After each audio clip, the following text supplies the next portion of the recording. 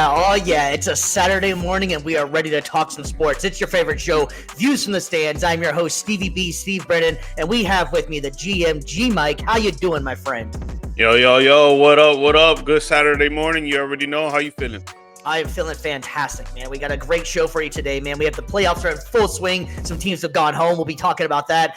We got an NBA legend, an absolute NBA legend, retiring, calling it quits.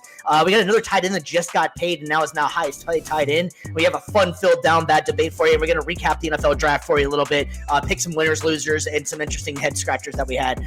Before we get into all that sports good stuff that we got to pay some bills. So, G Mike, what you look good people know we have going on, man?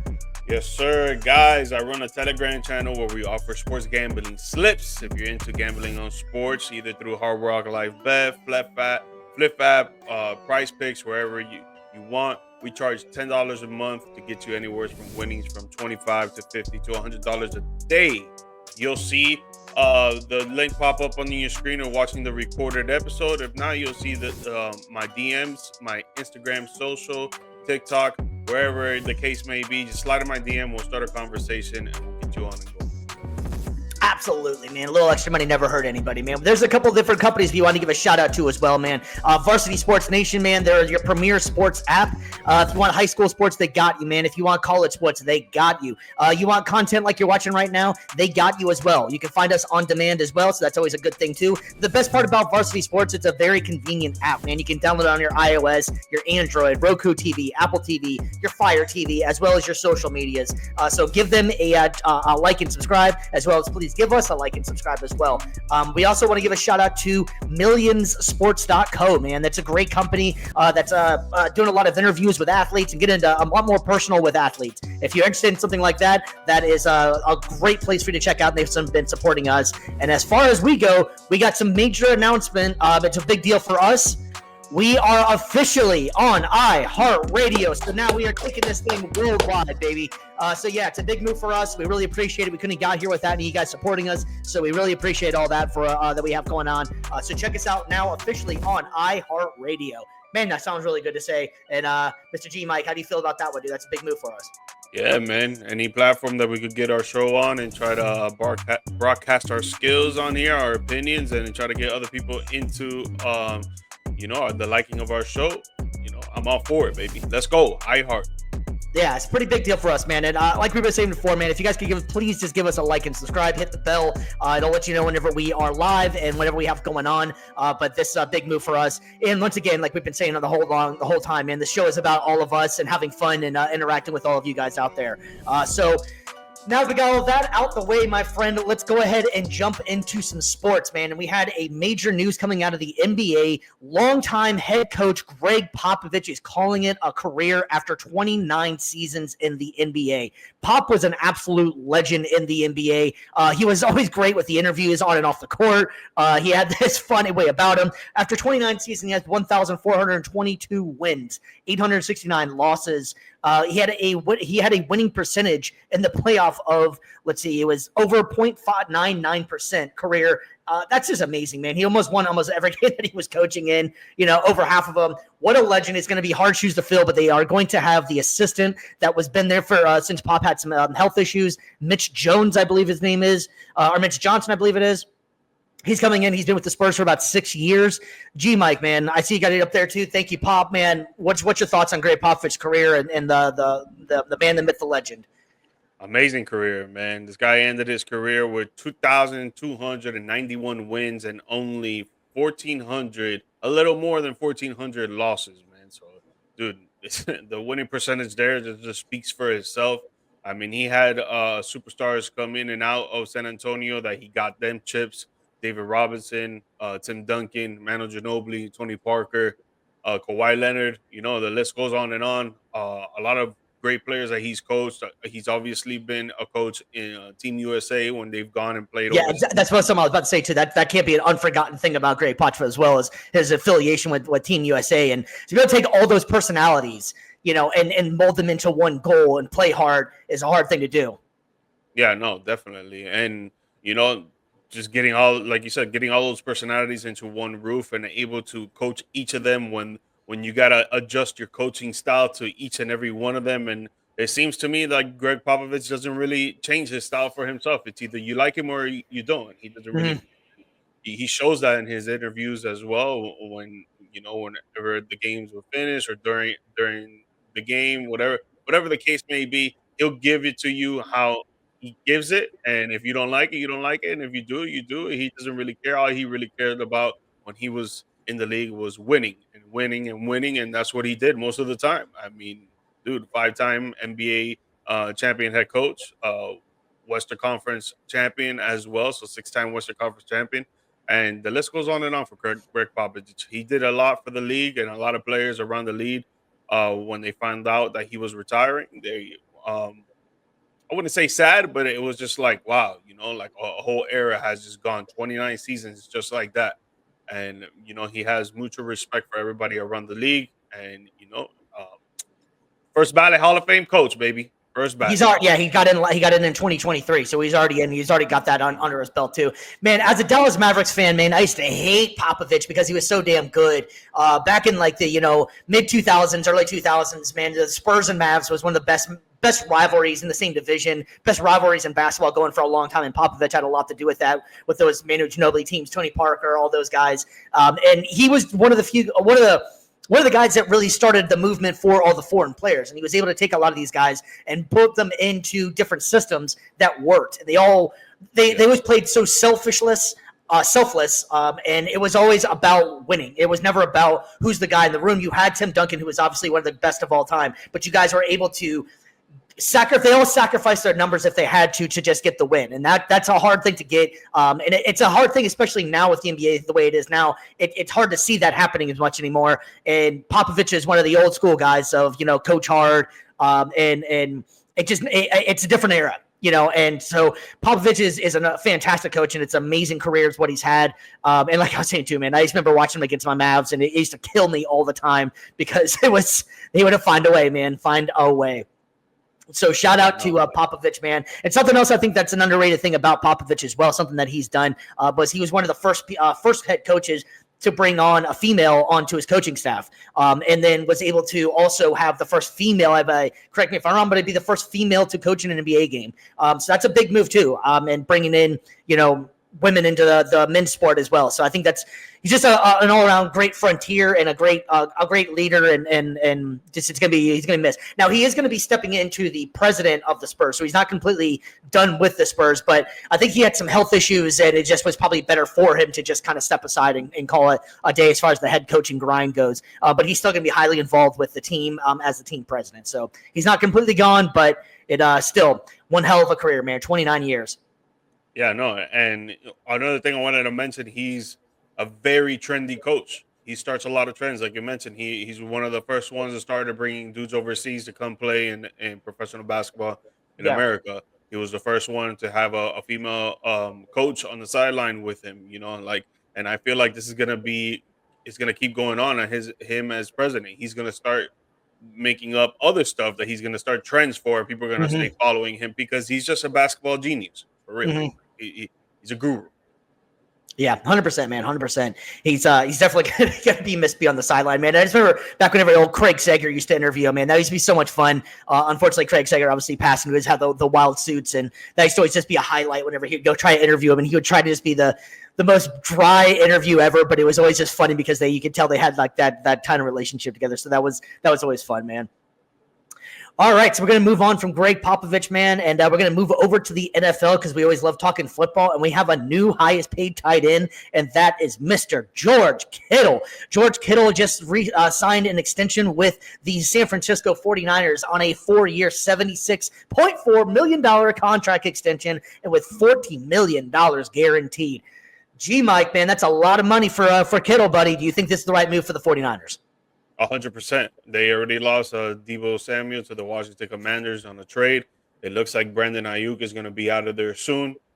So right now they're just banking on young, talented, fast receivers, and it's not a bad move because you see receivers coming out of the draft. The first year receivers sometimes they start shining and they don't look back. Obviously, there's other receivers that have a little bit of a struggle and they got to work and they got to keep practicing and repetition to get better, but I feel like the Niners see that, and they're a run first team anyways. They love to run the ball no matter what. They probably pass the ball way less than most teams do in the league, really.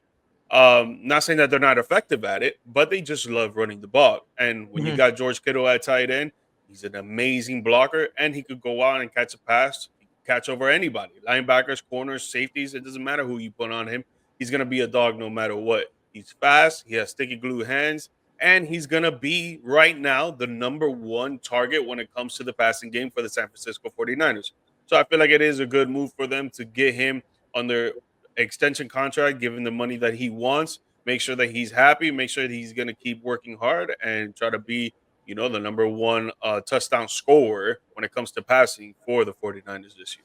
Yeah, Kittle's 41. 41. He's 31 years old. So I think the contract is a good contract for him. It's 4 years, that means if I had to guess that his playing style, this will probably be his last major contract. I don't see him, getting another one after this one. So it's good that he finally got that good money. And that the way it's kind of structured as well is that it's a larger amount of money than Trey McBride just signed, but it's only in like the last year. So it's, NFL numbers. NFL numbers are always kind of funny how they, incentives here, incentives there to make it go a little bit higher. I believe Trey McBride overall is going to be getting a little bit more, but whenever the final year of the contract goes in, it'll be Kittle. Having said that, Kittle is the glue, and it seems like the absolute gel of the San Francisco 49ers. You got Chris McCaffrey and Kyle Shanahan, but it just seems like that Kittle sets the tone every week for whoever is out there. He's one of the most happy-go-lucky, fun guys in the league. And he just seems like absolute great locker room guy. He's part of the co-founder of the Tight End University. He's been a big movement for the evolution of tight ends. I think George Kittle is absolutely one of the best. So we just talked about it a couple weeks ago. Trey McBride is now the highest paid. Or excuse me, I think it's George Kittle. They're around about, give or take a couple $1 million. Is George Kittle still A, in his prime, and B, still the best tight end in football? Yeah, I would say so, for sure. For sure, he's in his prime, 100%. Now, when it comes to the best tight end in football, I feel like that's very subjective. You got Trey McBride, you got Brock Bowers, you still got Travis Kelce. Obviously, he's old, but he's still in the league. He's not. Mm-hmm. He hasn't retired yet, and the list goes on for the tight ends. But I feel like he's up there for sure. I think he's top 3. And going back to like what Trey McBride's going to get for the rest of his career, he'll probably get more money than George Kittle. But George Kittle, he's been to 2 Super Bowls. Mm-hmm. He knows what it takes to get to a Super Bowl, and that's a full around well-oiled machine on offense and defense. And sometimes, you don't win the big prize and you just get to the finish line and you don't cross it first. Yeah. And he's been there a few times already. He knows what it is. He knows the heartbreak of losing in the big game. And, he probably doesn't want to do that anymore for the rest of his life. If he gets there, he wants to win, and he knows what it takes to win. So, yeah, maybe Trey McBride's going to get more money in the end, but maybe George Kittle did this for a reason so that they can try and get some other players paid and try to get some, more wins. Yeah, especially too because they have the Brock Purdy contract that still isn't official yet, but it seems like talks are going in the right direction that he's going to be the starting quarterback for the Niners going forward, in which he'll probably get a lucrative contract as well. So it's the right time to get Kittle paid. And yeah, like you're saying too, they're an interesting team. They have a young wide receiving team. Juwan Jennings, I think, is a very underrated player. Juwan Jennings is pretty good, and you got Ricky Pearsall, who was unfortunately had an incident last year coming into his rookie season, got shot, unfortunately, and had to recover. So he really almost kind of only played half the season. Showed some flashes out there, but George Kittle still is the man out there, especially if CMC gets injured again, God forbid, it's going to be George Kittle's show. And like you were saying, he's going to be one of the most important pieces with their core they have going right now. So shout out to George Kittle for finally getting paid again. And so I think it's a good move for them, man. Yep. George Kittle, you deserve it, baby. Deserve it. There we go, man. Tight end you. All right, brother. We're gonna move from the news and head over to the NBA playoffs, man. And it has been a interesting NBA playoffs to say the least. All right, man. So we're gonna go ahead and go up top here in the West. We got that one wrapped up, man. The Oklahoma City Thunder have swept the Memphis Grizzlies, and I think this one was just predictable from game 1 on that Memphis was going to not be able to hang with OKC. Were you surprised by the results of this, or anything? Did anything shock you with this one? I was surprised with the first game. I didn't think that Memphis would get mollywopped like that. They weren't the only team, and we're gonna go a little more into that later on. That they got mollywopped like that. But I thought that they would put more of a fight. You know, they're a young, fast, talented team. I thought they would at least only lose by each game, maybe by like 10 or more points. You know, but losing the first game, setting the tone, Oklahoma City Thunder did, of beating them by what it was 30 to 40, whatever the case was, I think it was like and 50 something. yeah, dude, I don't know. It was up there in numbers, but that game was just horrible to watch. Memphis came back in the other games and making it a little bit more tougher, but OKC is just a way better team offensively and defensively, and Memphis just wasn't really supposed to be there. What a lot of controversial goes with this play-in stuff, and like, yeah, you see what happens with the play-in. Some bad teams get in, and then this is what happens, and it kind of does make sense, but just speaking on the series alone, we knew OKC what they were coming in to do. You know the type of team that they're going to be. They Yeah. can be a championship team. So going through round one, just sweeping the Memphis Grizzlies is not that big of a surprise. But I was surprised with the game one losing by like 50 points. Yeah, either way, they're either going to play Memphis or Dallas, and I think the same result was going to happen either way. That they were going to sweep, and any team was lucky to possibly just get a win. But I think the same result would have been if it would have been Dallas or it would have been Memphis. But on a side note, speaking of Memphis just make some news. They have officially hired a new head coach. It was the coach that took over for them in the interim. So now that Memphis does have a new coach, and he'll be the first Finnish coach to be in the NBA. So I believe he's from Sweden, if that's right. But interesting move over there for Memphis. He took over in the interim, and he's been a hell of a coach in the Euro Leagues, and he was actually a Euro League player as well. So interesting news coming out of Memphis that they fired Chris Jenkins, and then they've hired their intern coach. So interesting news coming out of Memphis. Anyways, man. So yeah, I think that kind of wraps up that one on Memphis and Oklahoma City, unless you have anything else on this one. This one was just a beatdown. Yeah, no, for sure. Big time. All right, so we'll unfortunately move over to the East again, my man, and this one's got a lot to do with you, buddy. It's the Cleveland Cavaliers have moved on against your Miami Heat, man, and that last game was just, ouch. That looked bad out there, man. G-Mike, you're a Miami Heat guy, man. What's your thoughts on this one, man? It wasn't just the last game. It was the last two games. I Yeah. mean, the game three, we lost by like 25, 30 points, whatever the case was. And then Tyler Hero comes on. He says, yeah, we won't lose like that again. We're not going to get swept and this and that. And then game four was even worse. Started the game. We went into halftime. It was like 72 to like 34. Like, yeah. How do you expect to be a playoff team when you're playing like that and you can't score consistently? We trade away Jimmy Butler to get Andrew Wiggins and other pieces in return. That one of the pieces, Davon Mitchell, did plan out to be what we wanted him to be, and even more. He, from the Toronto Raptors to the Miami Heat, he shot the ball way better. He was passing the ball way better. He was playing defense way better. So he was doing work, right? But Andrew Wiggins, he was on and off. He was on and off the court because he wasn't even healthy. And then he comes in this series, only one game that he scored more than 15 points.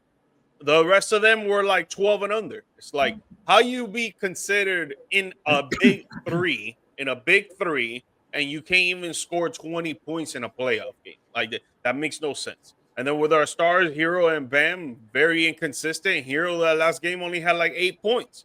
Like, dude, we can't win a playoff series like this. And just like the Memphis Grizzlies, the Miami Heat, we're not destined to be in the playoffs either, bro. You see what happens with the Cavs. The Cavs, the first two games, we thought we were giving them a fight, so it was going to be neck and neck. And then game three and game four, the Cavs were just like, nah, man, we just gotta keep the foot on their necks, and that's it, and stop letting it get off. And that's exactly what they did. And they mollywopped us, they swept us, and now it's on to the next series for the Cavs. Mr. Poole, thanks for checking in, my man. So I was gonna bring this up as well, man. So freaking hope. Miami will win next year when we get Giannis. That's the big talk, man.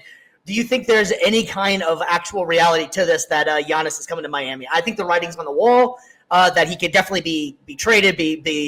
Miami seems like a great destination for him. You're a Miami guy, man. Do you think this has possibility of happening? It definitely has a possibility to happen. Even if it's just 1%, it's still a possibility to happen, right? And the last few years, Giannis has been linked to Miami several times when it comes to just in-season trade, in the offseason, trying to get him. So definitely there is a possibility. Now, as a Miami Heat fan, James, you could allude to this. The last 5 years, there has been hope, and then it gets shot down quick as Yeah. hell right when the season's about to start. Yeah. So I'm not gonna have any hope, man. It is what it is. I saw what Bam said in the post game interview. There's gonna be a lot of changes to be made, and he was putting pressure on Pat Riley because a lot of us know out here, if you're watching basketball and you love NBA basketball, you know that Pat Riley, it looks like he's already coming down, down, down, and he has to retire just like Greg Popovich, because the way that things has been going lately in the offseason and with trades and with signings has just been horrible for the Heat. So I think there is a possibility of getting Giannis, but there's very strong possibility that he could go to Houston, San Antonio, Golden State. Like, those are big time possibilities too. Yeah, no, I think it's a perfect fit for him down there. It just depends on what they have to give up for him. That's going to be the big thing, because he's under contract, obviously. So it's going to have to be some sort of trade. But it would be an interesting fit for him, I think, for sure. I'd like the move. I'd like to see what Miami could do for him. Miami seems like a great organization that can pull these kind of deals off. So it'd be interesting to see what this summer is going to bring for the Bucks in general. We'll be getting to the Bucks here in a little bit, but they're going to be a lot different looking team, and it's just going to be interesting to see. Yeah. All right, my man. Do you got anything else you want to close out with the Heat onto that one, or just on to next year? No, I was just gonna ask you, or James, you could chime in here, because I had an argument with a few Heat fans on Twitter, and they had put up the proposition of: do you trade Giannis for Bam and keep him with Hero, or do you trade Hero to keep Giannis with Bam? Which one would you? I would probably get rid of Hero out of the two of them. I like Bam, and I think he's more of a foundational piece. His offense could get a little bit better, but I like the defensive presence that he has. You can't really teach defense like he can, and he's a dominant force. So I out of the two, I would like to keep Bam and get rid of Hero. Hero is very streaky. If he's on, then he's on. Otherwise, I don't think he brings as much to the table as a Bam does.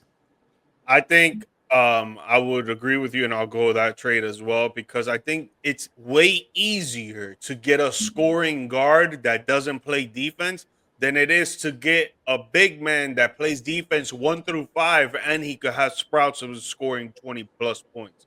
And we saw it over the years, bro. We almost got Donovan Mitchell. We almost got Bradley Beal. We almost got Kyrie Irving. We almost got Trae Young. Like the guards are there. You get what I'm saying? Like, but for big men to be able to do what Bam does, you don't see it a lot around the league. There's only like probably 4 or 5 other big men that can do what he does, and I'd rather keep that piece with Giannis, that he could get a 30 and 12, and try to bring in maybe a rookie guard or a guard around the league that's just like not all-star tier level, but he can give you 15 to 20 points a game. Yeah, no, and so James was thanks for checking in as well. Like we were saying a couple minutes ago, man. James actually would take Hero over Bam. That's interesting. I like Bam's game a little bit better than like Hero's game, but no, I think either one is a good player. I think you're gonna have to get rid of one of the two of them to be able to get either one of those guys in there. And there's always been the link of Dame Lillard, but after that Achilles injury, that's going to be an interesting move for what's going to happen with Dame too, man. So Miami's been kind of linked to him as well. Last thing before we move. Yeah, fine. If we trade away Hero now, I'm gonna be so pissed off because we could have done that when Jimmy was here, bro. We could have traded away Hero to get a nice guard when Jimmy was here to give him a Bam. And now we're going to do it because maybe we trade away Hero to get Giannis. And it's like, damn, bro, we could have literally had a big 3. But now it's going to be a big 2 and some small pieces.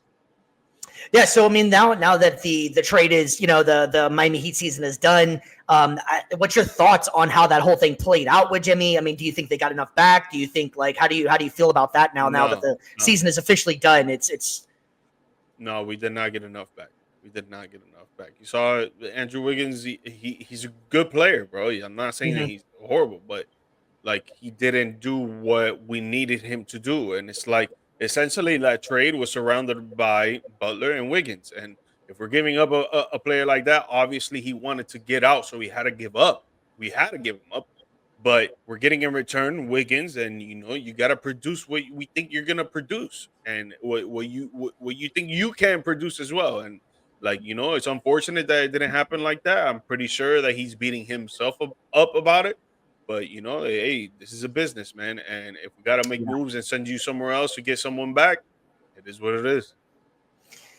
Yeah, no, I agree, man. That was such an interesting transition, and yeah, it's interesting, man. But interesting. So you'd rather have the let Hero go for a LaMelo, huh? Interesting. That's an interesting one there. That's not too bad. I would too. He's a better playmaker. He can score just as good as Hero, if not better. He's younger. The only thing I don't like about LaMelo is that he's injury prone. Mm-hmm. That's the bad thing. Hero's not that injury prone. Yeah, he's been injured, but he's not injury prone. Yeah, no, I'm in for that. That seems like an actual. That one seems like an actual trade that could actually happen as well, though. I think though, that one kind of makes sense. Hero for LaMelo, I could go for that. But all right, my man. So we got another game. We're gonna go head back out to the West, and we have what's one of the best awards in sports. We got a Game 7 upon us, man. It's gonna be Denver Nuggets and the Los Angeles Clippers, and this series has just been back and forth and back and forth. Man, all right, dude. So we're like we were saying before, we're at Game 7. What's your predictions and how do you feel about this one, man? Man, I feel great about it. Obviously, it's been an intense series. I think it's been the best intense close series in the first round of the NBA playoffs. I think close second was the Detroit Pistons and New York Knicks, which we'll talk about in a bit. But this one right here, man, has been close neck to neck. Obviously, you're going to Game 7. Now the Denver Nuggets are going to host this game, so they're going to have the advantage there, right? But I got to pick the Clippers in this, man, just because of what we talked about, the role players. I feel like the role players are going to step up more than the Denver Nuggets, even though these last two games, the role players for the Nuggets have been stepping up. So maybe they can carry that momentum into Game 7. And obviously at home, it's better for role players. They're more comfortable at home than they are on the road. But I don't know. I just have like this great feeling that Leonard, Zubac, Harden, and Powell, they're just going to take over like they did in last game, and they're going to triumph here, and they're going to take it and move on to the next round to play OKC. Yeah, no, I'm with you too, man. I'm sticking with the pick of the Clippers in this one. They look impressive to me as well. But this series has just been awesome, really, honestly. Looking at all the scores of the game, Game 1, 112 to 110 in favor of the Nuggets. Game 2, 105, 102 in favor of the Clippers. Game 3, Clippers won again, 117 to 83. Nuggets come back 101 to 99. Nuggets win again, 131 to 115. And then the Clippers win 111 to 105 in Game 6. And we have Game 7 tonight. That's going to be a hell of a series, man. But this game's just been back and forth. It's been an awesome basketball series, and especially it's almost a shame this is the first round, because one of these teams got to go home, and that's what the beauty of series is. And but no, I'm sticking with the Clippers just for the same reason that we've been saying as well, is that I feel like their bench is just better than Denver's bench is. But Jokic, man, you never can count that dude out. He's a one hell of a player, and he's leading them in every statistical category, which is amazing for a center, especially in this day and age where the big man is kind of forgotten about in a way, so it's amazing that this guy is still doing his thing, man. So it's pretty cool to see that the series is going for it. So we're both taking the Clippers in Game 7, correct? Yes, sir. Clips. Yeah, that's going to be an awesome series, man. All right, so we're moving out to the East again, man. We have the Indiana Pacers, and Indiana, baby, yeah, they have moved on to the next round. They won the series against the Bucks 4-1. And, man, I really like this matchup with Cleveland and Indiana. I think it's going to be a lot of fun, a lot of offense in this game. We were talking about it a little bit ago. The Bucks, after Dame went down, I think that the writing was on the wall that the series was done. I don't think they had much of a chance, even though Giannis is an amazing player, amazing talent. There's only so much they can do, and they weren't really constructed with a lot of firepower to be able to compete with Indiana to begin with, and then especially after Dame goes down. So I hope Dame is able to make a great recovery. But what an interesting season it's been, man. He had the blood clot issue that kept him out a little bit. Then he tears his Achilles. It's a major thing, and there's been a lot of rumors as well as that what does Milwaukee do? Do they blow this whole thing up because you got, Giannis and you got Dame, and you can get a lot for both of those players? Or do you keep it intact because you do have two foundational players? Now, it's going to take a little bit of time, obviously, for Dame to come back after the injury with the Achilles. It's usually like a 6 month to a year situation, so he should be back the next year at some point in time, I believe. Mike, man, what would you end up doing in this situation, man? Do you keep the core intact and just try to bring some other pieces in, or do you kind of blow it up and start back over? I think it all depends on the conversation you have with your superstar player in Giannis, right? Because you need to sit down with him, which they're going to do. I think it's like this week. They're going to sit down with him and see what direction they want to go in, right? And I feel like whatever Giannis says, I feel like you got to go with, right? If he's talking about that he's trying to win now, then you got to try to surround pieces around him. That's going to be tough, right? Like that. I wouldn't, even if you're trying to get some pieces around them, I wouldn't think that they will go back to the finals for the next 2-3 years. Does Giannis want to wait that long? You got to be real with him. You got to let him know, yo, maybe the next 2-3 years we're not even getting close. Maybe in year 3, 4, maybe we get close. Maybe year 5, maybe we're there. Does he want to wait that long? If he doesn't want to wait that long, you blow it up. You get some pieces in return for him. You get some pieces in return for Dame as well, or if not, picks, just like the Oklahoma City Thunder did. They got so many picks in return, and look at their team now. In my opinion, about to go to the NBA Finals and maybe win it, maybe, but they're gonna probably get there. And they did it with just getting SGA and a bunch of picks. Maybe Milwaukee can do the same thing, but you gotta let Giannis know the next 2-3 years we're not gonna make it close. Maybe 3 to 4 years, maybe we'll almost get there. Maybe 5, 6, maybe we're there. Maybe, because Boston Celtics, Cleveland Cavaliers, Indiana Pacers just beat you. New York Knicks, they're coming up. The East is not a walk in the park no more. It's not LeBron James taking over and going to the NBA Finals every single year. Like it's very up for grabs, just like the West. So I feel like you just got to have that conversation with Giannis and see what's up. Yeah, and so just looking at it too, Giannis is 30 years old. So I think that you're on the right track, that you don't have that. You have time, especially with the way people take care of their bodies and stuff now. But do you want to wait around that long? You get it going into your 30s, you're at the prime, and then all of a sudden the wall hits and you start to kind of decline a little bit. I think Giannis takes care of himself well enough that he's going to be able to maintain and have a long career. But as far as the question I was asking, I think I hate to do this whenever you just lose a series. Everybody's first reaction, things got to change. I really do think in this case, things do have to change. And I'm talking even getting rid of Doc Rivers. The whole thing for Milwaukee just needs to change. They never looked that right ever since the beginning of the season. Whenever they got rid of the head coach and then they bring in Doc, and the whole thing was just a tumultuous season that I don't know, it just never felt right. Especially after the Dame trade or whenever they got Dame. Everybody's like, man, this team is going to be so good and all this. It just never seemed like it was on the right path. They started out pretty good in the beginning of the season, but it just never seemed like it was in the right path. I think from a Milwaukee standpoint, I think that they should probably, unfortunately, blow this thing up. Get what you can for Giannis, because you could probably get a king's ransom. Unlike the Luka deal, that's another story. But I think you can get a lot for Giannis right now and send him to a team. He's done well for your city. He's done well for your team and done well for the organization. He's not demanding a trade. He's not even mentioning a trade.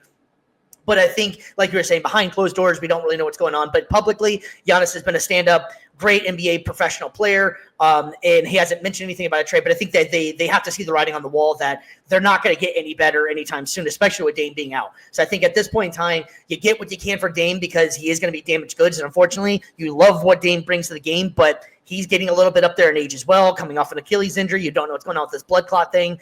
I think you kind of have to see what you can get for him, unless you keep Dame there, because you know that you need him to get healthy for you to get more of a value for him. But Giannis and him, I think that it's just see what you can do. Even making a combo package, send them together, whatever you got to do. But I think it's time for Milwaukee to hit the reset button, start back over. And I think it goes all the way to the top, getting a new head coach and just completely rebuilding this organization from the ground up.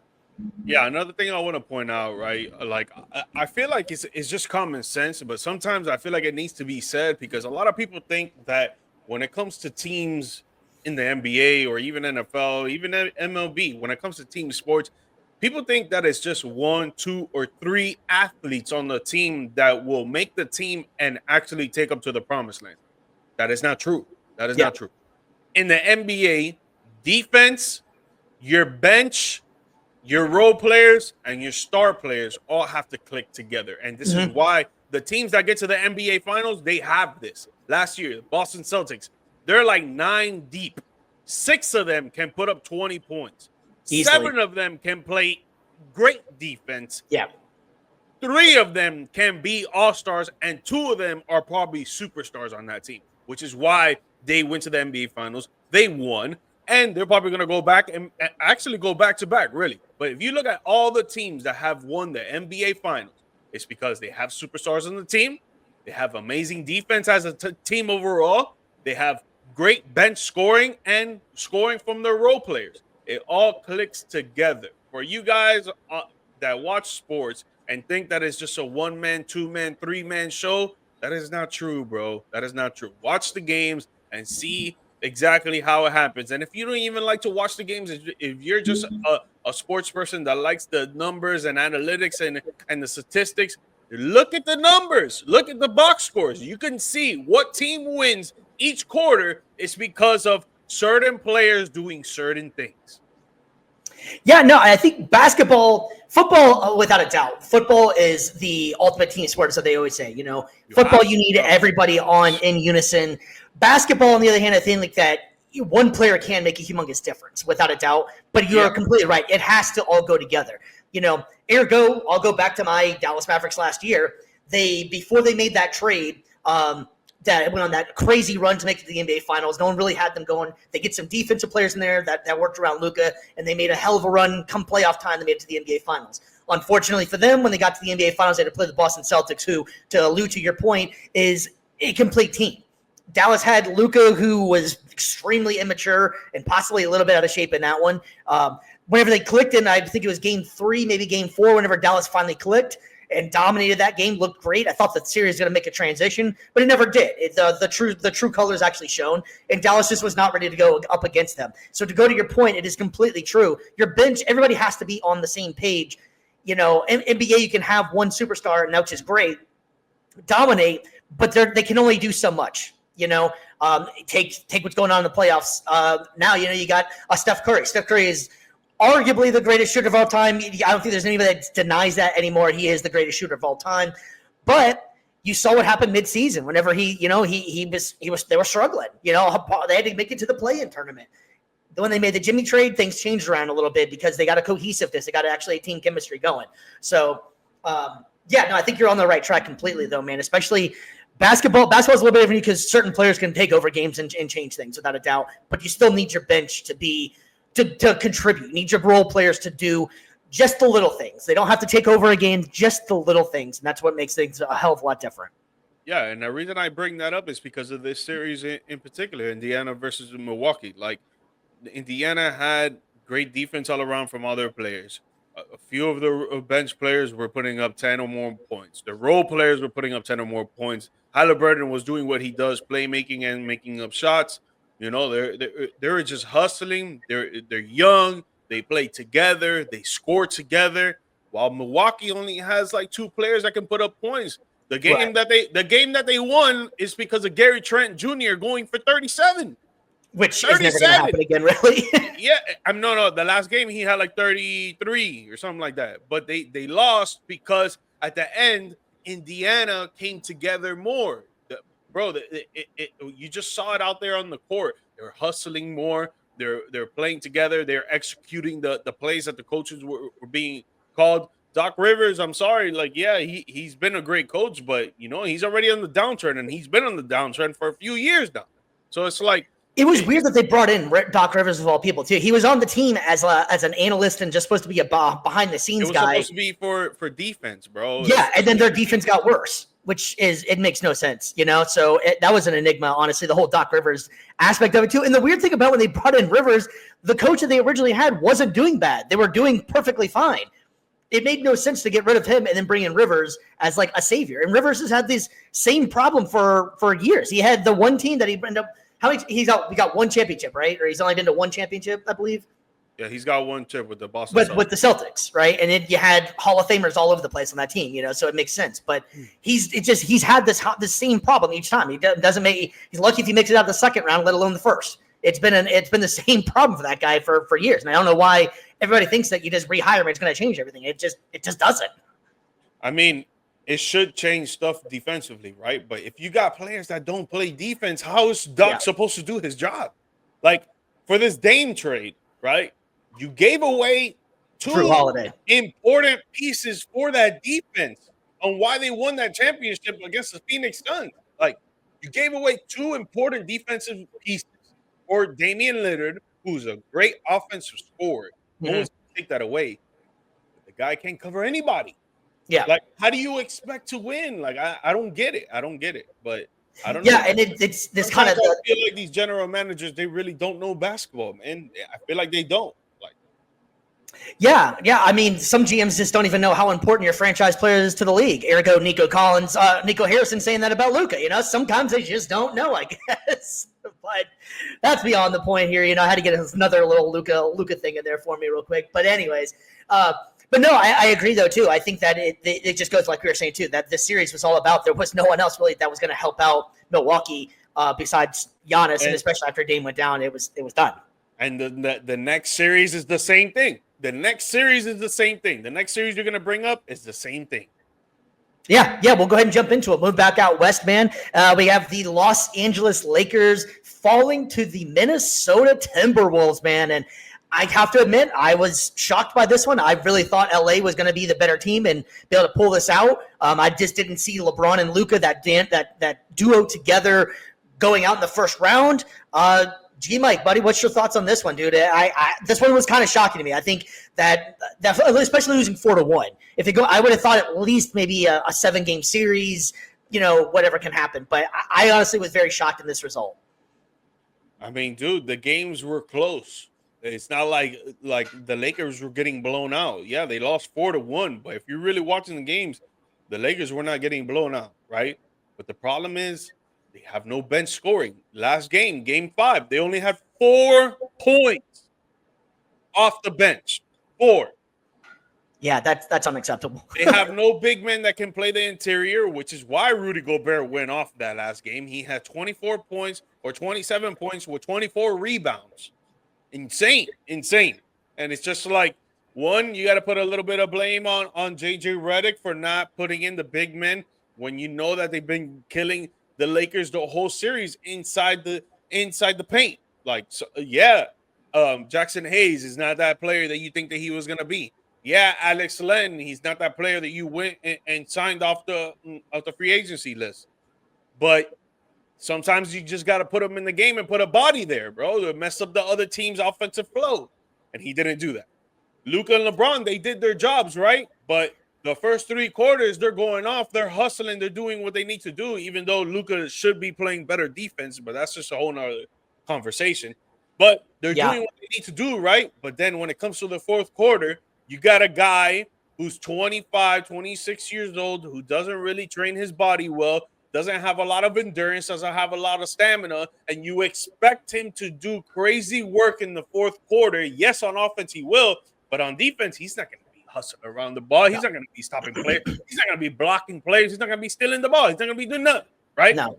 And then you expect a 40-year-old man who's been playing in his prime since he's been drafted. He went to 10 NBA finals in a row, taking so much toll on his body, just won a gold medal this offseason. The next month, went into NBA training, super tired, going through this whole series, first quarter to fourth quarter, giving it all he got, and then you expect him to take it up another notch in the fourth quarter when he's already exhausted because he can't get help from the role players off the bench. Right. Like, dude, like I don't know how people expect like Luka and LeBron, or like I mentioned before, I don't know how people expect 1 to 2 to 3 players to beat a whole unit of players and move on to the next series. It doesn't work. It doesn't work, bro. That's what happens in NBA playoff basketball. You need team togetherness on offense and defense. If you don't have that, you're not going to win nothing. Yeah, and I think it's kind of interesting, too, if you take JJ Redick in the post-game, you know, I don't know if you heard that. I don't know if it was a slight shot or what, but he was like, we need to get in game shape. So I don't know if that's taking a shot at Luka or what already. Hey, it's the truth, bro. It's the truth, brother. You see it out there on the court. I'm sorry. We're not the analyst on Fox Sports and CBS and all that stuff that you guys watch, but we know what the hell we're watching and what we're talking about, bro. Luka needs to get in shape, and he needs to play better defense. It is what it is. I will. I'll give him a little bit of credit. He did admit this was his worst season of his entire basketball career. He did admit the fact that he's got to change things and he's got to work to get better. So as far as the Lakers go, though, I think the glaring thing is I think they need to get a big man. That's the biggest thing. I don't think that they need to really blow too much up, or I don't think that the team, the way it's constructed, even though LeBron is a little bit older, you would never know it by watching the games that he's, playing for as long as he is in his 40s now.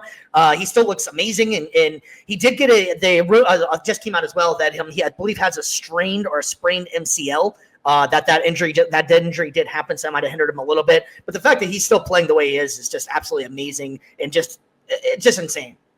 Having said that, though, I don't think that it takes a lot for it. I don't think they're going to have to do a lot to get better. I think they just need to get a legit big man in the offseason, and they should be all right. It's funny that you brought up the MCL, right? Because, bro, people on X and Twitter, man, like they're so funny to me, man. They're so funny. People think that they're so entitled to their opinion, and they really think that they're shifting the world when they say stuff, right? And it's funny to me when they came out with the sprain, right? He had a sprain, and Austin Reeves had a messed up shoulder, I think it was, or whatever. But he played through it, right? It's funny to me that on Twitter people will be like, "Oh yeah, after the series is done, they're gonna come out with the injury reports, and they're gonna say they're injured and this and that." Bro, why would you come out during the series and say that you have a messed up knee? You come out during the series and you say that, they're gonna attack you. Yeah. You guys not think like yeah, I mean, and forget the fact of like everybody's playing with injuries at this point in time. I mean, like it's not. They've been playing for how many damn games, and like it's not. It's dude, man. Like everybody's an armchair quarterback, and everybody can do it until you're actually having to do it, and it's not as easy as it looks out there. With obviously, bro, so. people think that professionalism sports is just a walk in the park. Yeah, man, it's like if you guys look at the numbers, right? There's only like 2% or not even 1% of the nation that actually makes it in professional sports. Yeah. Like, bruh. Yeah, it's pretty amazing, Jesus man. Christ, man. All right, so I think that one, just like the Lakers, they're out, man. We're out on the West on this one, man. We're going to move over to the East, man. And this was a hell of a series. The New York Knicks and the Detroit Pistons, man. And shout out to Detroit for giving it a hell of an effort. I picked Detroit to win this series. I personally feel like they outplayed New York this entire series. They just aren't ready to win yet. They're a very young team. They showed their, I hate to use the word immaturity because it's almost like you're taking a shot at them, but they just weren't ready to play playoff basketball. They blew a few leads. They outplayed New York almost in every game in the series. New York just found a way to win, and my guy, Jalen Brunson, man. That guy is so clutch, just a dog, man. I love Jalen Brunson. Mike, what's your thoughts on the series, buddy, now that Detroit is done and New York is moving on? I love this series, man. This was one of my favorite series to watch behind the Clippers and Nuggets. Wish it would have gone to Game 7. That would have been dope on both sides. Having 3 Game 7s in the first round, that would have been sick. Yeah. But, the Pistons just showed their inexperience. Like, it is what it is. Like, they're on the right track, though. They're on the right track, 100%. Their future is bright. Track. Their future is bright. I don't think that they have to blow it up at all. They didn't have 2 of their best players on the court this whole series, Jaden Ivey and Isaiah Stewart. They both have an impact on offense and defense, and that could have been in the series, but just talking on the regular season alone. But their inexperience showed, man. The first 2 games, like they could have won.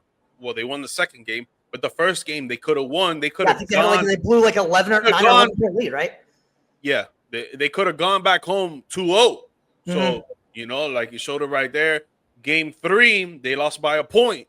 They could have won that game as well. It could have been up 3-0 while they were going into Game 4. Game 4 already, I think the Knicks took that game handsomely, and then Game 5, dude, this whole series just overall, bro, it was just neck and neck the whole time. But you can tell that the Detroit Pistons together as a unit didn't know how to close out games and win. Exactly.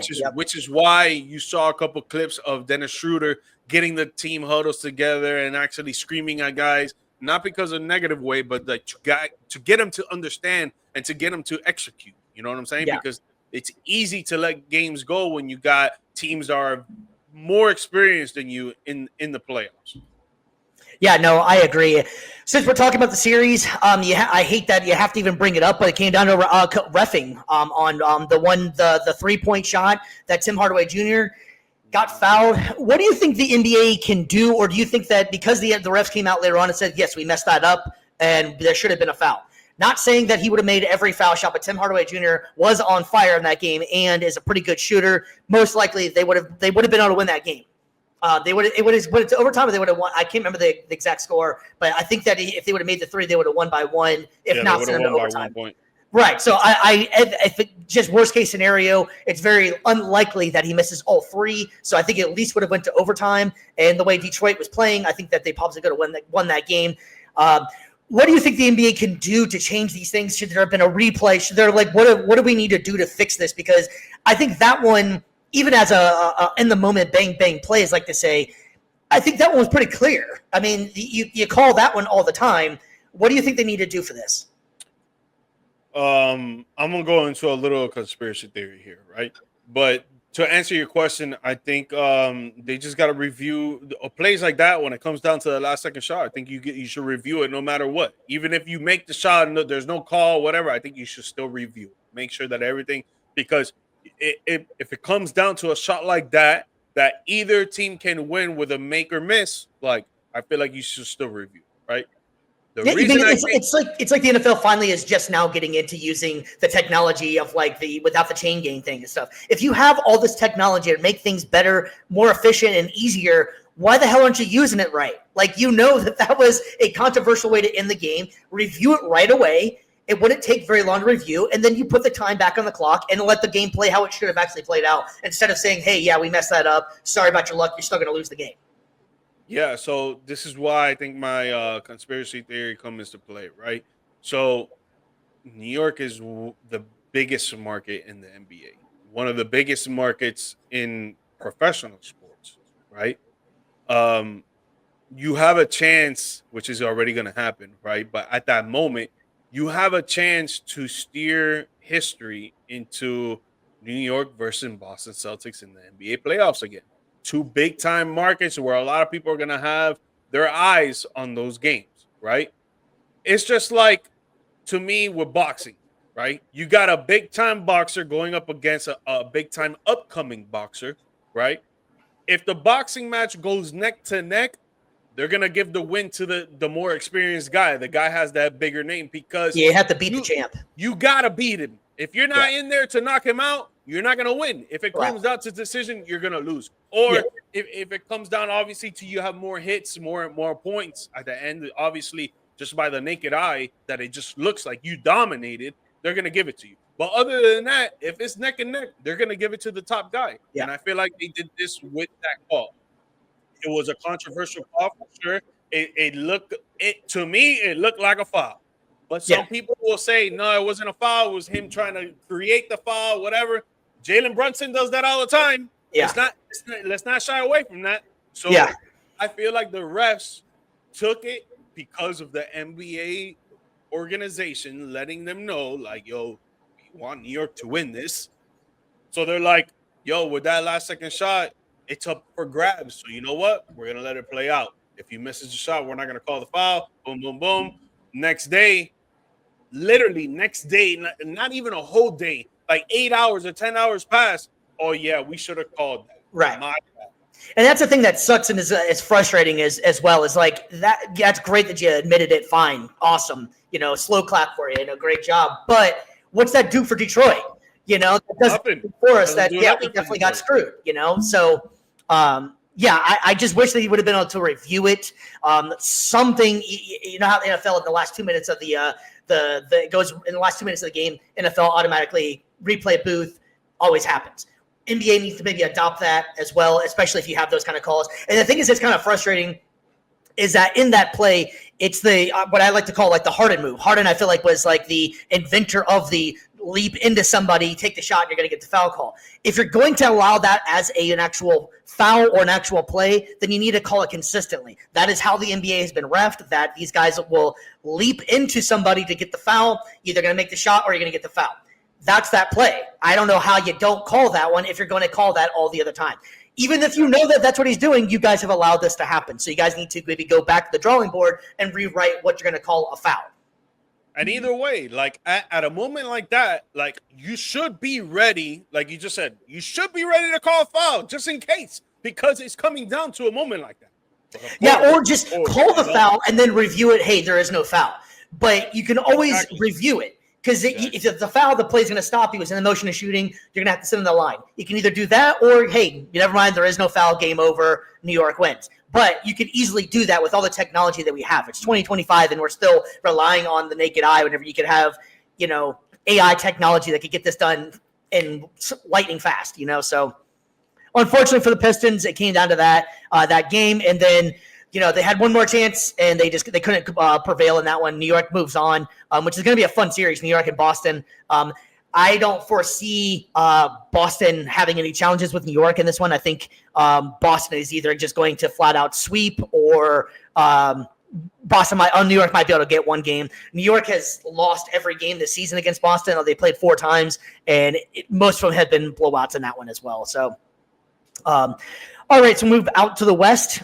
We have a tied-up Game 7 coming up. We got the Houston Rockets after the win last night over the Golden State Warriors. It is tied 3-3. And if I had to give a quick shout-out real quick to everybody, last week whenever we were talking all that, people came at us crazy about how this didn't age well and we're nuts, dubs and 5, all this good stuff. And as you can see, come on, man. It's let's go here. Now we're back to reality. Let it play out. Let it play out. So I just thought that was amazing how many people jumped on for you guys that don't know, I'm gonna just explain what he's talking about right now. So before Game 3, Jimmy went down during Game 2 of this first round against the Houston Rockets. Went down with a back contusion, so he didn't play Game 3. So we were talking about, if Jimmy doesn't play, they're gonna lose. We were wrong in that regard of if Jimmy doesn't play, they're going to lose because the role players are not going to step up, right? The role players did step up that game, and the Warriors won, right? Yeah. But if you're looking at the rest of the series, the role players are not stepping up. And what is happening? The Golden State Warriors are blowing it. So to you guys that were in the comments and saying all this stuff, thank you for writing in the comments. Thank you for writing. Appreciate that. It just cracks me up how everybody's just such a creature of the moment that Golden State is blah blah blah blah blah. It's like, okay, come on, it's a series for a reason. Then talk the smack. Let it play out. Now, having said that, though, I still do think Golden State will be able to win. Steph Curry is another animal when it comes to Game 7. I think he has the 3rd most points in NBA history of anybody. He averages, I want to say, 37 points in Game 7s. I do think that Golden State will be able to pull it out, but Steph got a little hurt in that last game as well. Off a play Steve Kerr was calling dirty that he wants the change in there. I believe it was his wrist that got hurt. Am I right on that one? Curry's wrist got hurt, I believe, right? So. I think so.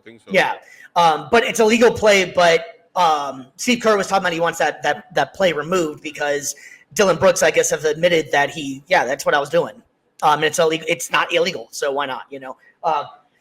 Anyways, what's your thoughts? Who wins Game 7, man?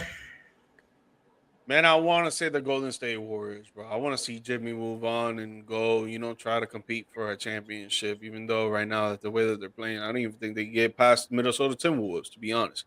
But I think the Houston Rockets are going to take it, man. This man, Jalen Green, hasn't been playing well all series. They get a Game 7 back at the crib, while in game, 3, whatever. I think it was Game 3. He went crazy. He had 8 3-pointers made. He was doing a lot of work. And now the Houston Rockets have shown their secret weapon in Steven Adams. He went 4 for 4. He had 9 for 16 free throw attempts. Wow. Yeah. 17 points, 5 rebounds off the bench with 31 minutes. So I think they showed their wild card there, and they're going to play him next game for sure, especially at the crib. The Houston Rockets fans are going to love that. But Houston Rockets are getting in their groove. Men Thompson is playing Steph Curry very, very well, even though Steph Curry still goes off no matter who plays against him. But he's playing Steph Curry well. And when you look at the Golden State Warriors, man, only two players that actually doing work is Jimmy and Curry, bro. They need someone else to step up and give them more points. Brandon Pod, 10 points is not going to cut it. Moses Moody, 13 points is not going to cut it. Draymond Green, 8 points. We know you're not an offensive scorer. That's not going to cut it, bruh. Buddy Hield, 17 minutes, 0 for 4 in threes, 0 points. He stepped up game 3, and Golden State fans are talking about, wow, we got Buddy. We got Buddy. He back. No, he's not. He's not back. 0 points. Like, yeah, that's not going to do it, bro. And I think the Houston Rockets have already learned that. They know what they need to do. And, when it comes to game 7s, you're already familiar with the other team. You know what they're going to do. All you got to do is who wants it more. And I feel like the Houston Rockets, young, fast, talented, hustle hard, play very aggressive, do not care who's in front of them. They're going to play physical. And I think they're going to take this game. So I'm going to go the opposite end. I'm going to go Golden State, and that's just because of Steph Curry. I think Steph Curry is going to come out and just shoot the lights out. He's great in game 7s, and playoff Jimmy might make an appearance as well on this one as well. So I'm going to take Golden State to advance on in the playoffs. You're taking Houston, correct? Yeah. All right, man. So we have one more series that wrapped up, and that is the defending champion Boston Celtics took it to the Orlando Magic. They won the series 4-1. All right, man. This one was not necessarily a surprise. I think Orlando really gave them a fair shot. They tried their hardest. It's not for a lack of effort. I think Orlando just has glaring needs that they need to get figured out. Boston is just also an extremely complete team. They're so deep in the bench. They got great coaching, players that know how to win. They're just a mature, smart basketball team, man. G-Mike, Orlando, what do we think about Orlando this season? Is this a wasted season? Is this a good season for them? Is it a success? What do you think? I don't think it's a wasted season. I think they've proven that they're a very defensive-oriented team. I think any team that goes up against them, they know they're going to have a long night. The only thing is that they're going to improve on their offense, man. They can't just be on Paulo and Franz. They need other players to score. Yeah, they didn't have Suggs. Yeah, they didn't have the other brother, Wagner. So, there's two players that you use a lot when it comes to offense that weren't out there on the court for these playoffs. So, it's a big miss for them. But still, I still feel like they need another piece, even though when those two come back. And hopefully they can make some offseason moves and get some more scoring for them. Yeah, and I think that's really you're nailed it on the head on there as well. Is that it just comes down to the scoring, and I think it's pretty obvious. And we talked about it a little bit during the last show that we had last week. Obviously BC's our guy; he's our Orlando guy. But having said that, you can almost just see that the players, they basically just dribble around and throw the ball right back to Paulo as if do something with it now. What are you going to do with it now? And he's a forward, he's not your point guard. And your point guard, they need to get a point guard. They need to get somebody that can distribute the ball a little bit better. They need to blow it up a little bit in the aspect of get another score in there. They need a bat, whether that's through the draft or make some moves. I think that they do have. I love Paulo's game. I think Franz is a great option as far as maybe he'd be better suited as a 3, maybe a 2, something like that. He's not your 1. That's clear. Paulo is definitely your 1, and Paulo can play like a 1. Yep. He did everything he could. I mean, he really did play really, really well for the playoffs as a young kid. And I like the two attitude that he comes back with as well. Him and Franz, they both have almost the same mentality of we just want to win and get better.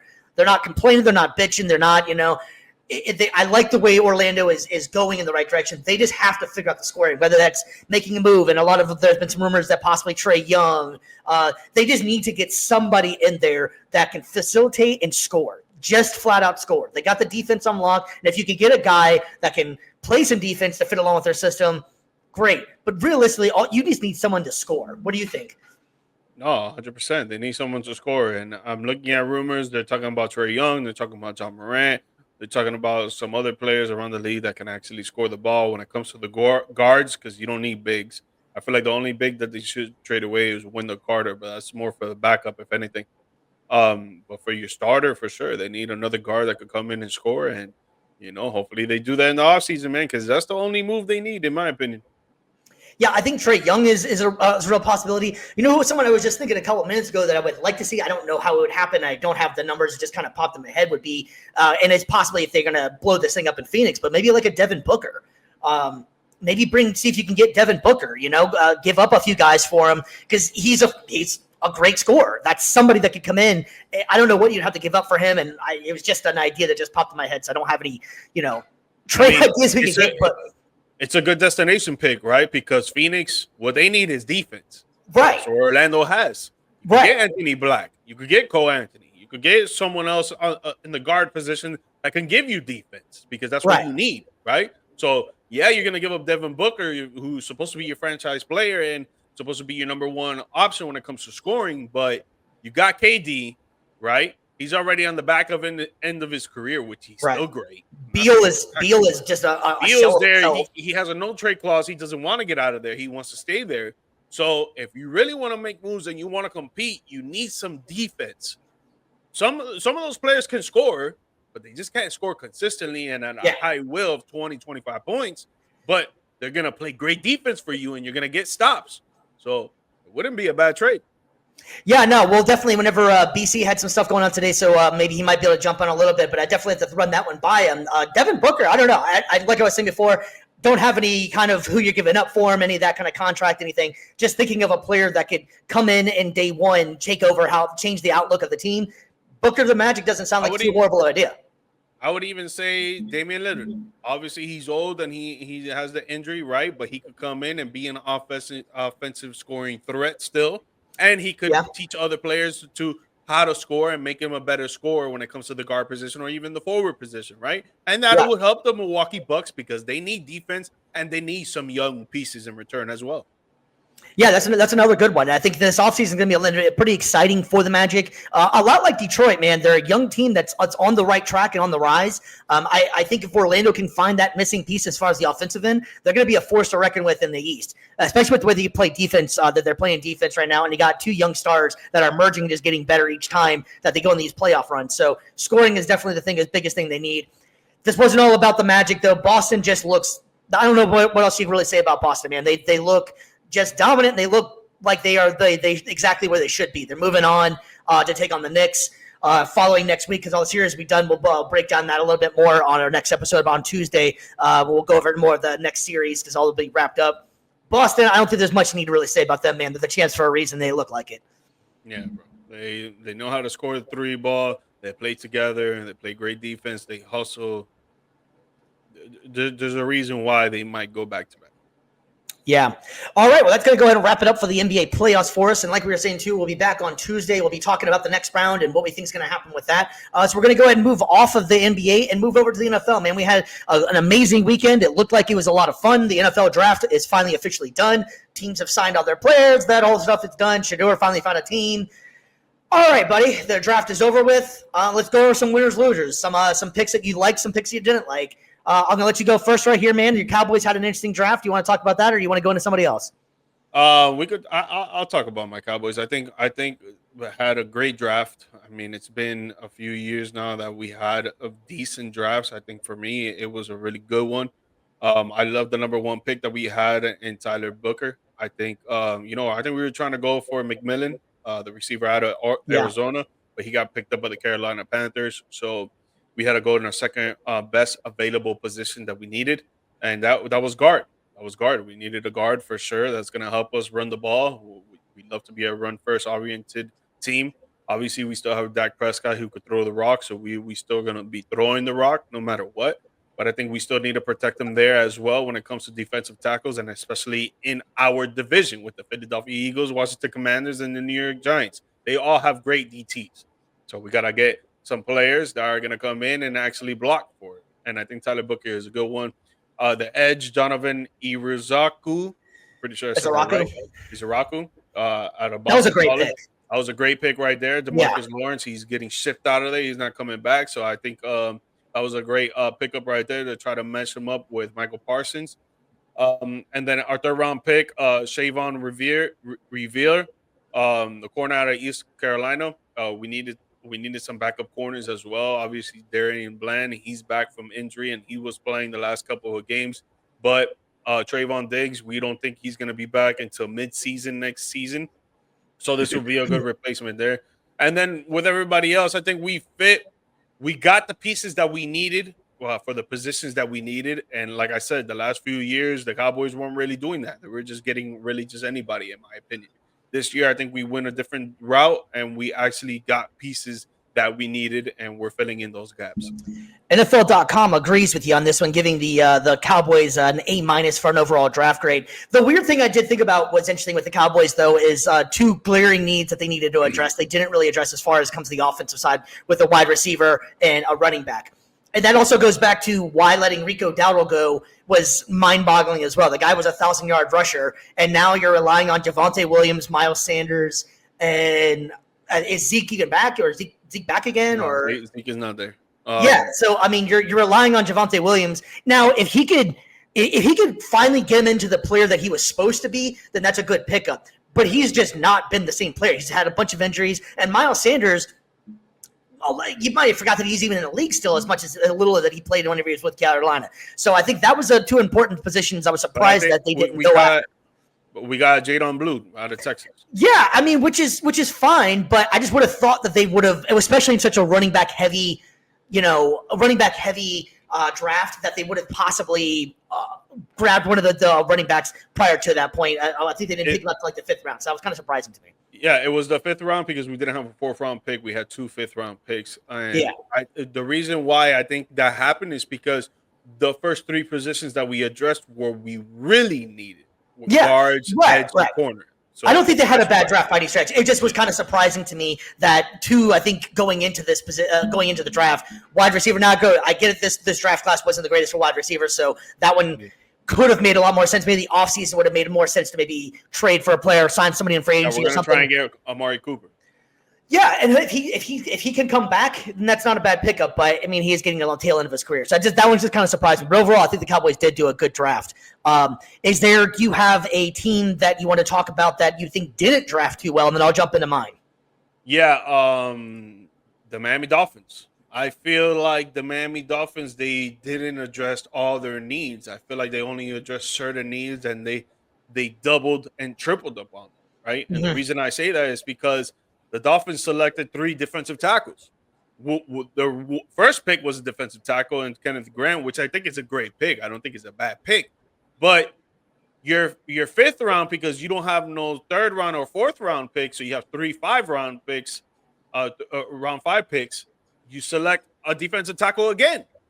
And I feel like, and then in the 7th round with your last pick in the NFL draft, you draft another defensive tackle, right? I feel like they didn't address the O-line at all. They didn't pick up an O-line at all. You just had Armstead retire, and you didn't draft someone to try to replace him in the next coming years. Obviously, not right now. You don't want to put a rookie in there, but you should have. You should have tried. You know what I'm saying?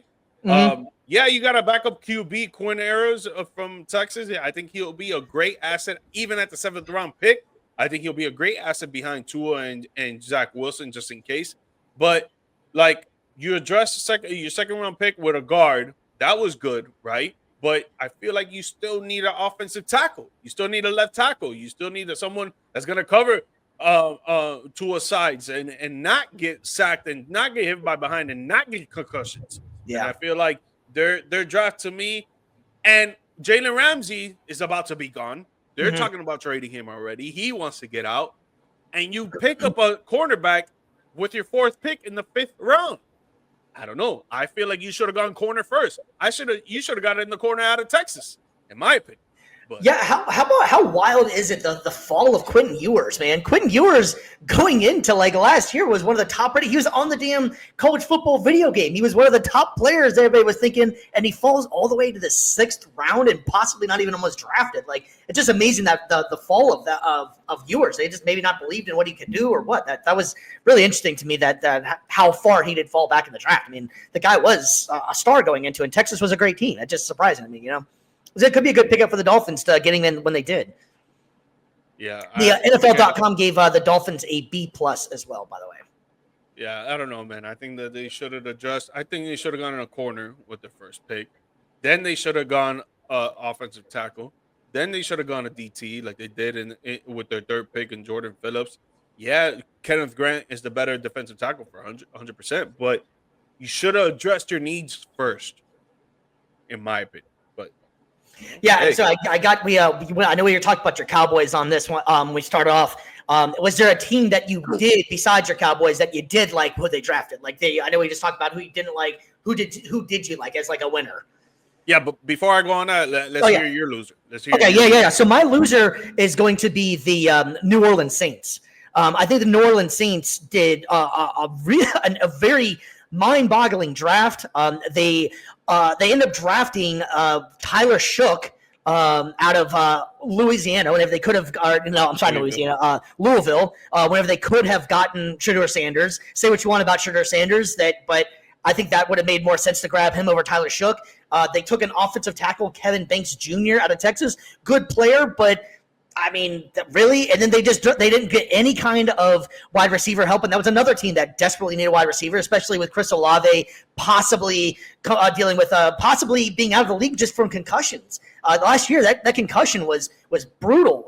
And I believe he's had like 5 concussions or so, something like that, even since college. So unfortunately for him, he's been slightly injury prone. They never really addressed that. So if he goes down, who are you running out there? Raheed Shaheed? That's going to be your number one wide receiver. You know, I mean, you got not Juwan. It's Jennings, I believe, is their tight end as well. I just didn't understand their draft at all. And then to take the quarterback that they did take, if that's the guy they wanted, they easily could have waited on to get him maybe third, fourth round and got another offensive player because they need somebody else.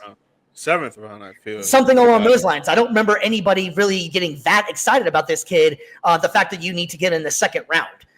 So I think they had a bad draft. I don't understand the moves they made. And I think they're just in a bad situation right now because Derek Carr possibly might not be ready to go at all this season. We don't really know. One report says one thing, another report says another thing about if he's actually going to get in play this season. So that means you had Spencer Rattler as your starter for a good portion of the season last year. And we saw how that worked out for you. Not well. Then you're going to throw out this possible rookie. You don't know how well Chris Olave is going to play, and Alvin Kamara is another year older. Granted, he is a great running back, and you have a good offensive new head coach coming in there in Kellen Moore, who I think is very inventive. I think he has a good offense, but you can only do so much with the players you have. And New Orleans, let's face it, has constantly been in cap hell for the last few years. So I think New Orleans is just in a really bad spot right now, and especially after this draft did them no favors. Yep. No, yeah, I can see why you think that they're a loser 100%. Yeah, and so if I have to go, I'll go ahead and address my Indianapolis. I think the NFL.com gave them an A, and I agree with it, man. I love the picks that they made. I think it was awesome getting Tyler Warren. That was the exact guy that I wanted them to get, especially whenever Chicago was ahead of them and ended up taking Colson Loveland with the 10 pick, and Tyler Warren fell to us. I was super excited about that. I like all the moves they did, and I also like getting Riley Leonard in the 6th round. Riley Leonard was just in the national championship. The kid's a dog. He's a bigger kid too. He's like 6'4", 240, something like that. He's a bigger guy. And if you think about it too, the competition room right now for the Colts quarterback room is Anthony Richardson and Daniel Jones. Neither one of those guys have proven much. You know, Daniel Jones, we got him in the offseason because New York was done with him. I think Daniel Jones is a capable backup, but I would like to see what Riley Leonard can do. I like the pick. I think that Indianapolis is on the right track. I think that Tyler Warren is going to help out because their wide receiver room is mediocre. It's not bad. Michael Pittman's pretty good. Josh Downs is good. Alec Pierce is pretty interesting.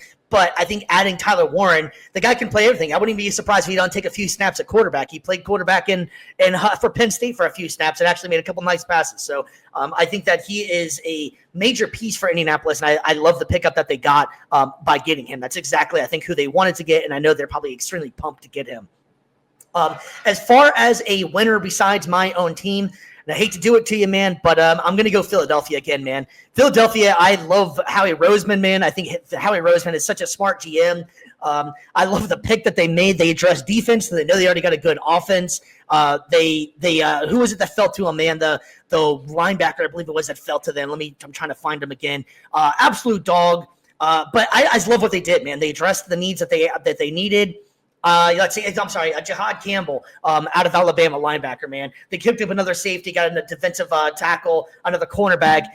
the team is stacked. They're set up, ready to go. They knew they didn't need much for offense. And so, yeah, I'm going to go as a winner.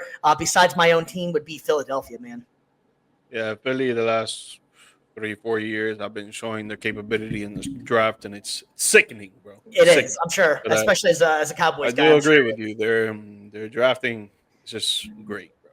It's great. For me, as another winner, I would take the Cleveland Browns, man. I feel like they did a great job with their first pick, getting Mason Graham, the defensive tackle. I think that's a great pair to put up alongside Myles Garrett. Yeah. Take a little bit pressure off of teams trying to double team Myles Garrett. Now they're going to have to cover the inside just in case, so Myles Garrett's going to have a more leeway of trying to get some more sacks, more tackles, and getting to the QB pressure.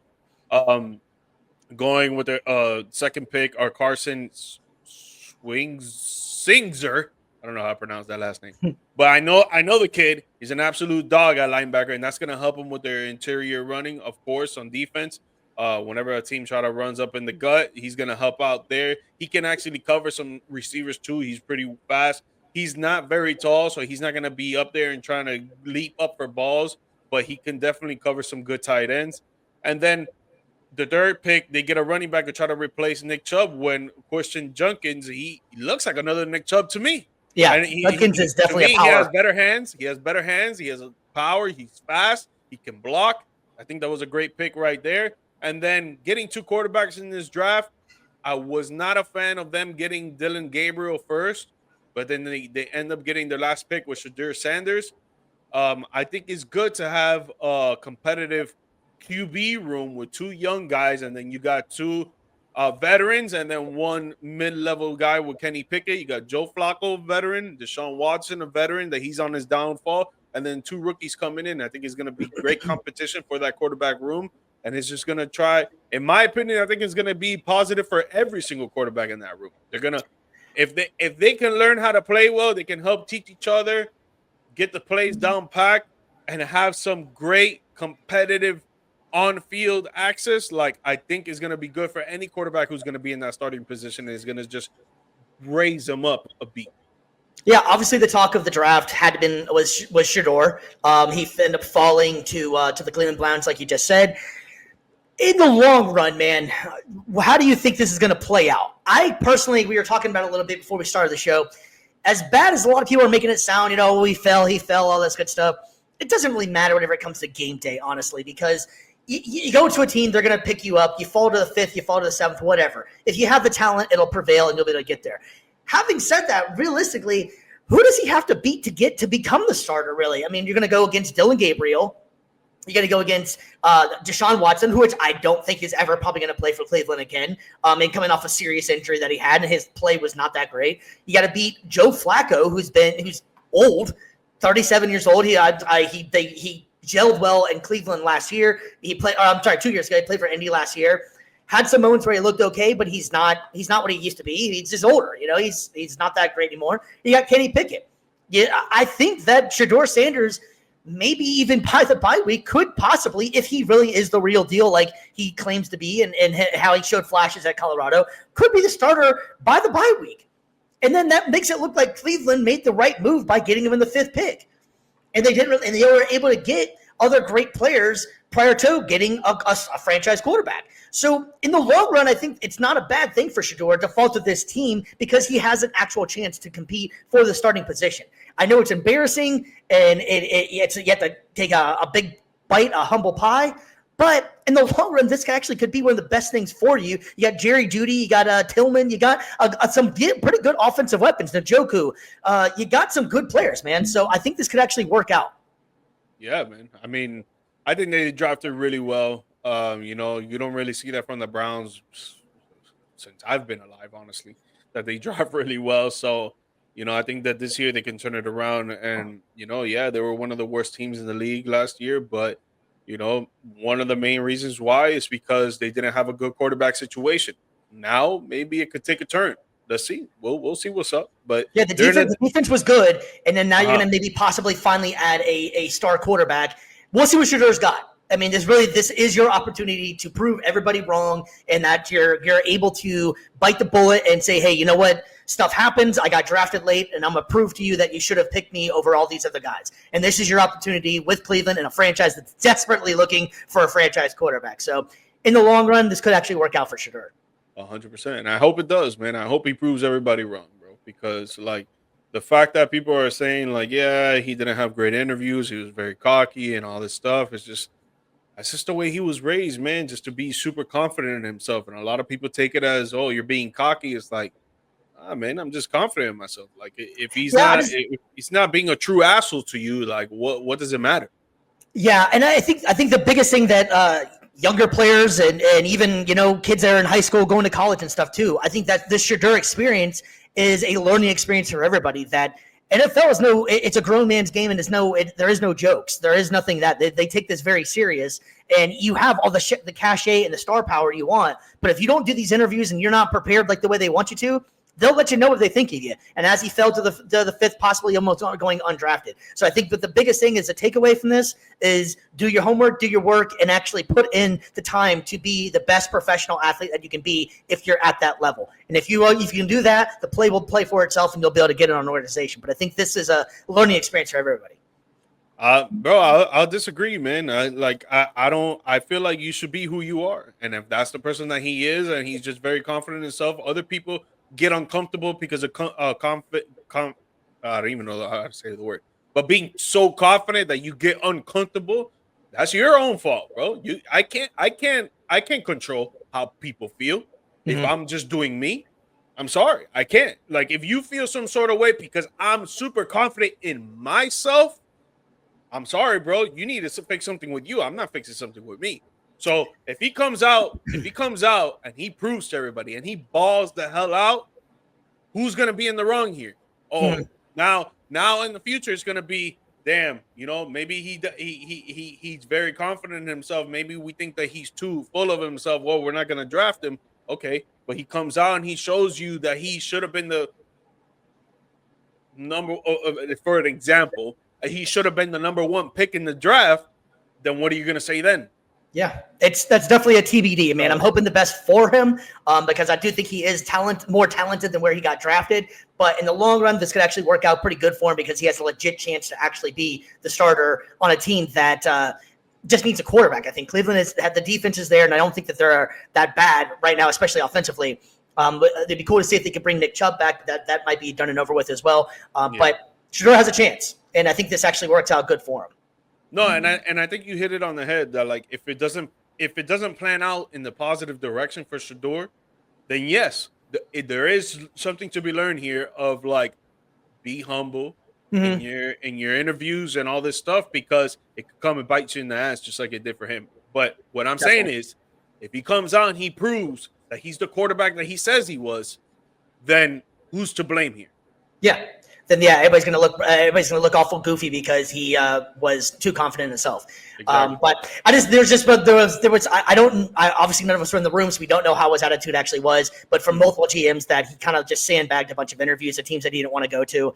While that sounds like a smart thing to do because you don't want to go there, that also you see what happens here, and it cost himself some millions of dollars by not doing that. Now, granted, he already had NIL, so it's not really that big of a deal for him. But I just think that he needs to I think just future athletes just need to look at this and say, okay, hey, maybe I'll be a little bit more prepared so I don't end up like that. Yeah. We'll see what happens. Yeah. All right, my man. Well, I think that is going to wrap it up for today's show. It was a fun one right here, man. We had a little bit longer one, and it's really fun. It's going to be coming back on Tuesday, man. Can't wait for that to come around. Like we said, big news for us. We are on iHeartRadio. So please tell your family and friends. We're on Spotify. We're on TikTok. We're on Facebook. We're on Instagram. We're on anywhere you pretty much get your socials. We're on Varsity. We're on Millions. Please just get the word out there. We're trying to support everybody out there and just pass the word along, man. It's a fun show, and we're trying to get as many people as we can and all the support we can get. Yes, sir. Guys, thank you for tuning in. Please do not forget to hit the likes and subscribe button. Share the show with your family and friends. If you guys want to come talk smack, come into the chat box. Leave your little comments. Ask your questions if you want, or if you want to be a part of the show, because this sports show is for the fans, from the fans. So anybody could come onto the show, share your opinions, have a debate with us. We can even get you on live as well, too, if you feel that. If you want to be confident enough to come on live, too, we can work that out for you as well. Exactly. Exactly. So we appreciate the love and support, man, and hopefully you guys keep tuning in. All right, man. Well, that's going to wrap it up for us. I am Stevie B. We got the GMG Mike, and we will see you Tuesday. Peace.